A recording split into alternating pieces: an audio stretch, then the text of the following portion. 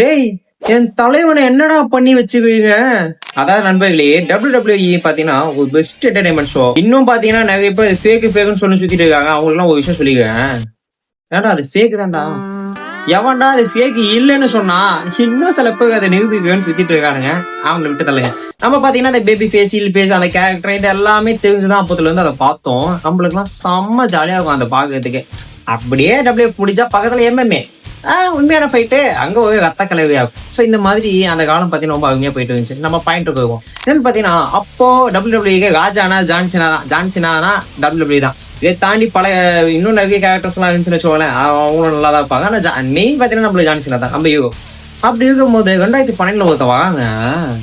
எனக்கு அவன் யாருன்னு தெரியல. யார் அவன் பார்க்கற மாதிரி வந்துருக்கான் அப்படின்னு யோசிச்சுட்டு இருக்கேன். பக்கத்துல பாத்தீங்கன்னா எங்க அண்ணனுக்கு மூலிகள் எல்லாம் பிதுங்கி கண்ணு வெளியே வந்து வந்துரும். அந்த மாதிரி அவன் வந்து இப்படி பாத்துட்டு இருக்கான்.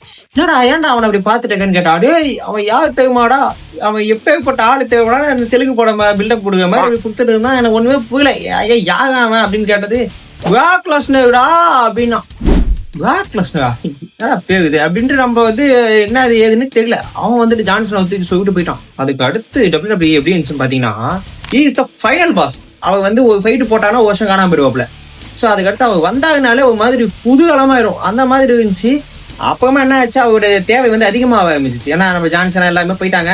அது வந்து அவருக்கு தேவை அதிகமாகும். மாசத்துக்கு ஒரு ஃபைட்டு, அப்புறமா வீக்லி ஒரு ஃபைட்டுன்னு அடுத்து ராகலாம் வந்துட்டாப்ல. ஸ்பெஷல் ஈவெண்ட்டுக்கு மட்டும் தான் ஒரு ஆளு ஸ்மாக் டவுன்லாம் வந்திருந்தாப்புல.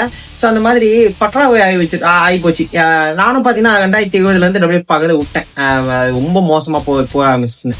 ஆனா அந்த டைம் பீரியடுக்கு பார்த்தீங்கன்னா 15 இருந்து 20, 21 இருக்கும். பிராக் லெஸ்னர் வரானா அவனுக்காக மட்டுமே WF பார்த்துட்டு இருந்தேன். போகும்போது வேற லெவலுங்க. அப்பப்பட்ட அந்த ஆளை பார்த்தீங்கன்னா அதுக்கடுத்து மொக்கையாக்கி காமெடி ஆக்கி இப்ப பாத்தீங்கன்னா எவனோ ஓபான்னு ஒருத்த வந்து தோக்கடிச்சுட்டு போயிருக்கான்.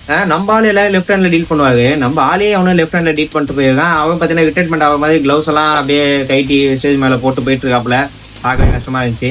அதான் ஃபியூச்சருக்காக இதுக்கடுத்து வயசாகி போச்சு, இது வச்சு ஓட்ட முடியாதுன்ட்டு அவங்க மாதிரி இன்னொருத்த கூட்டின்னு வந்து மொக்க பண்ணி தோக்கடிச்சிட்டு இனிமே அவர் தான் போடுது.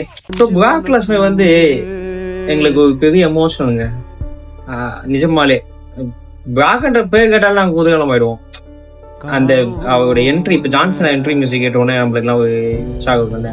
ஸோ அது போல ஒரு காலகட்டமே பார்த்தீங்கன்னா அந்த ஆள் வந்து டிராவல் ஆனாப்புல. ஸோ அப்பேற்பட்ட ஆள் இப்போ பார்த்தீங்கன்னா அவ்வளோதான், அவங்க முடிச்சு விட்டாங்க. அது ரொம்ப மோசமா. என் தலைவர் ஜான்சனாவே அதே மாதிரி தான் மொக்க பண்ணி முடிச்சாங்க. அவங்க அதே மாதிரி மொக்க பண்ணி முடிச்சிட்டாங்க. அவ்வளோதான்.